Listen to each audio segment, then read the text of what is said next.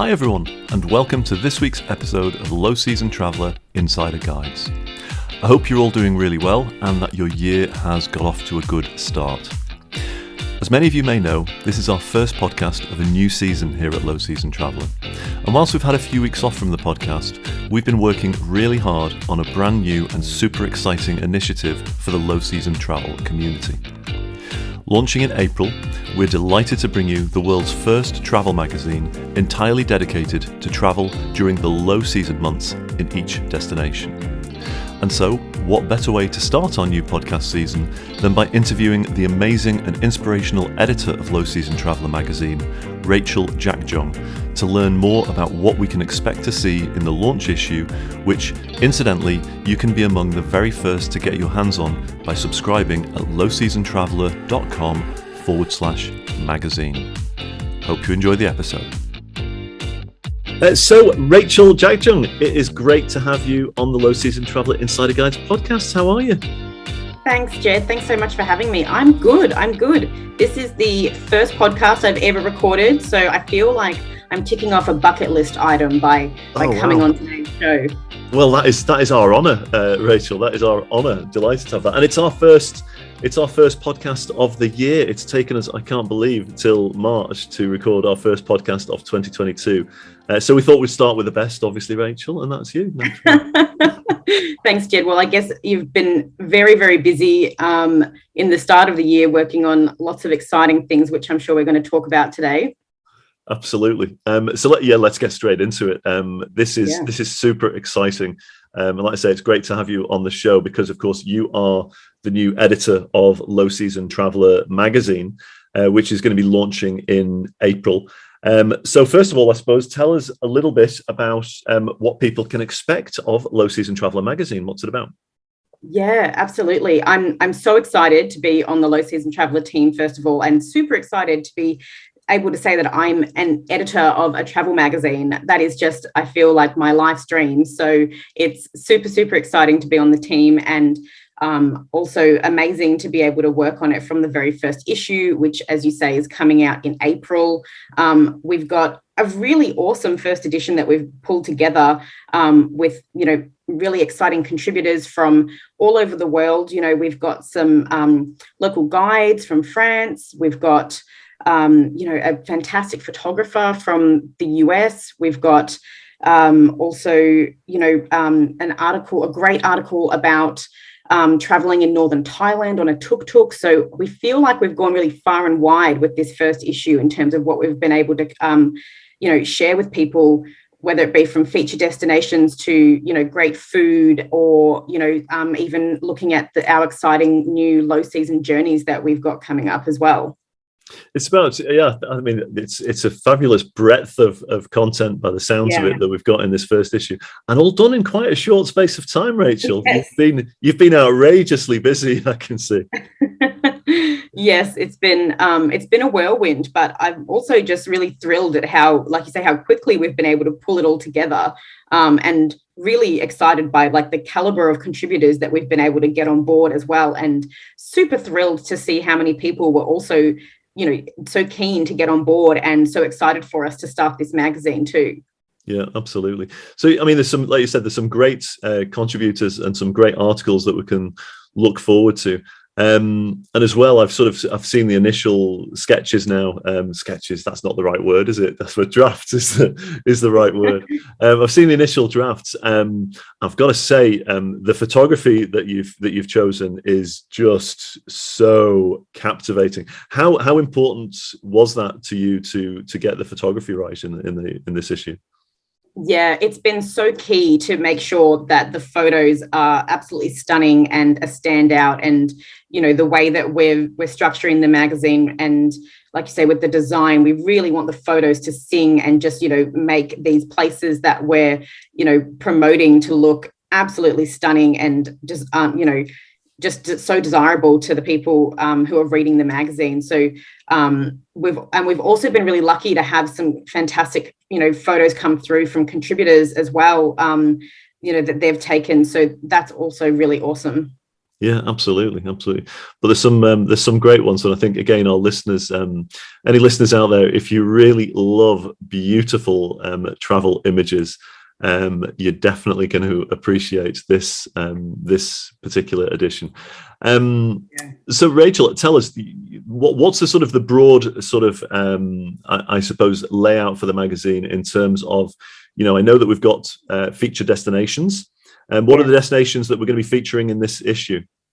So for this issue, we are planning on featuring 5 feature destinations that have the low season months coming up in the April, May, and June period. And so that will be sort of what we think we'll go with in the coming editions, is that what we'll offer you is the places that you can visit in the following 3-month period that will be having the low season. And so, to be able to show people why the low season is a great time to visit that destination. So in our first edition, we'll be looking at Tenerife in Spain, or it's closer to Africa than it is Spain, but it's part of Spain.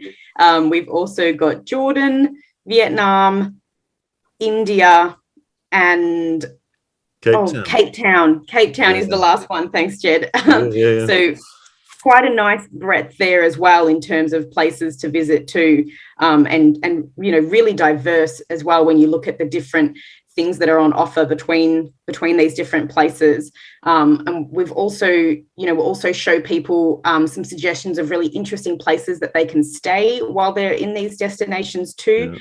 I had an absolutely wonderful time looking up some, really interesting accommodation that people can stay in some of these places, particularly some of the quirky ones. In Cape Town, there's this fantastic hotel called the Granddaddy Hotel, where people can stay in Airstream trailers on the rooftop of the hotel. And that's so cool. That was amazing. And every trailer has like a different decor that is supposed to represent like a classic South African road trip. And so finding places like that is just awesome. Yeah, that's tremendous. I saw on the Jordan one. I mean, I love this whole concept that you've come up with as well. Of on each of those destinations, it's the different titles. The luxury, there's the iconic hotels or properties, the quirky and boutique as well, which I think is really important. But I love the one on it was on Jordan. Again, our listeners, you'll love this. It's so quirky. The Bubble Lux Hotel. Yes, Jordan, that just looks outrageous, doesn't it? Yeah, staying in a bubble, but I can just imagine the night skies when you're staying in this sort of translucent bubble, and all you can see is just stars and galaxies, and just exactly. They've got it worked out. Yeah. Being able to see it from every angle, absolutely. Love that. And then you mentioned before we've got there's some great articles and interviews as well with some great contributors. Tell us a little bit about a couple of these articles that you've got. Yeah, absolutely. So one of the ones that we are doing is an interview with a local guide. And so we've had the wonderful Penny Walker from the Adventure Creators that we interviewed for that one, who I know has been featured on this podcast before. She's just absolutely wonderful. And so the Adventure Creators run tours in the Pyrenees in the south of France. And so we spoke to Penny about, why people should visit the Pyrenees and the low season, and what are the best things to see about to see in the Pyrenees, whether it be the low season or any time of year. And the Adventure Creators have also provided us with some wonderful photos that we're really excited to share, that just, I think, will make everybody want to go to the Pyrenees. I know I do. So hopefully I'll get there later in the year, who knows.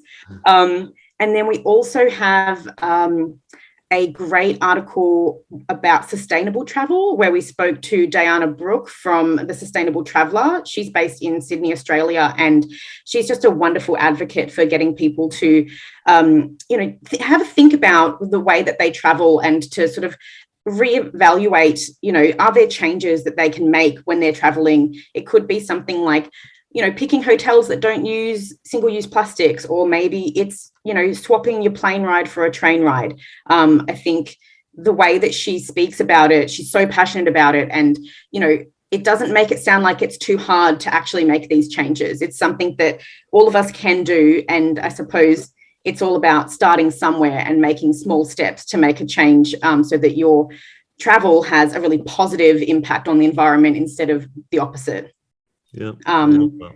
Another one that we had was a food article. And I suppose this was a little bit self-indulgent of me because I really, really love food. And I wanted to think about where was the best meals I've ever had in my life. And immediately, Malaysian Borneo came to mind for me. It just had the best bowl of laksa in my entire life. When I visited Malaysian Borneo, I still get excited thinking about it. And so I really wanted to feature Malaysian Borneo and the awesome food that you can get there that I think is maybe a little bit different to this, what people would often think of when they're going to these places. So that was another fantastic one.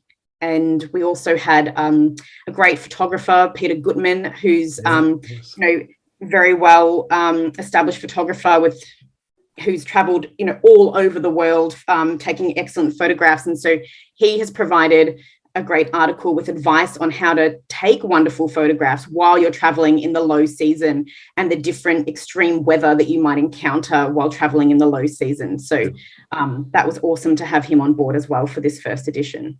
Tremendous. A great variety. And on the photo tips, I mean, I think these days, we're all conscious that we're taking these brilliant, we've got cameras with us on our phones that are so great, but I had a quick sneak peek at some of the tips and tricks that Peter gave, and actually, so there's some really, really useful tips that I can't wait to travel and actually start trying them out for myself. Actually, tremendous.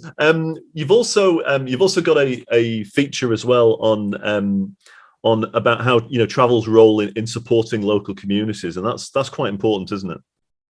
Yeah, absolutely. I think that one was a really key one because, as with what Low Season Traveller is doing, a part of our ethos is to be supporting the communities that we are operating in or that we serve, that we're promoting. And so there'll be a lovely piece in there about, some of the different community organizations that people can support and that Low Season Traveller is supporting through some of our low season journeys that will be occurring later this year. So I think that is really important. Fantastic. We're pretty much out of time for this very, very short episode, but this has been really, really useful, I think, actually. And I think it's great for all of our listeners to just get a little bit of a teaser as to what's coming. So first of all, will you be able to, will you be prepared to do this for us before every issue, Rachel? Oh, absolutely. I mean, yeah, okay. I love to chat. I just want to get you nailed in while we're on air now as well. And the other thing is, what kind of ideas have you got, or is there anything that you would like to do for future editions that you're already kind of thinking about, and you're sort of thinking, actually, that would be pretty cool? Oh, I think I would love to just be able to share destinations with people through the lens of, a local person, which is a little bit what we've done with the Pyrenees article. But, I think everybody loves to feel like they're living like a local when they're going on holiday or when they're traveling. And so I think really being able to offer that to people about, what are the sort of different things that people can do or the sort of hidden gems that are out there as well. And so that's probably one thing I'd like to do. I love focusing on food and on the people and, cultures and cultural heritage. And so there's so many different ideas out there about how we can, best feature these destinations and really being able to share with people why the low season travel is so good and trying to get people, on that bandwagon with us, because we know that it's the best time to travel, but it sometimes feels like it's, almost like a hidden secret or like a best kept secret, but we don't want it to be a secret. We want everyone to travel that way. Yeah, absolutely. Like you say, travel's best kept secret, isn't it, really, in many regards? Yeah. I will just say you picked up on something there, which we forgot to talk about is, of course, you've got a feature in there, which will be a regular feature on cultural heritage icons.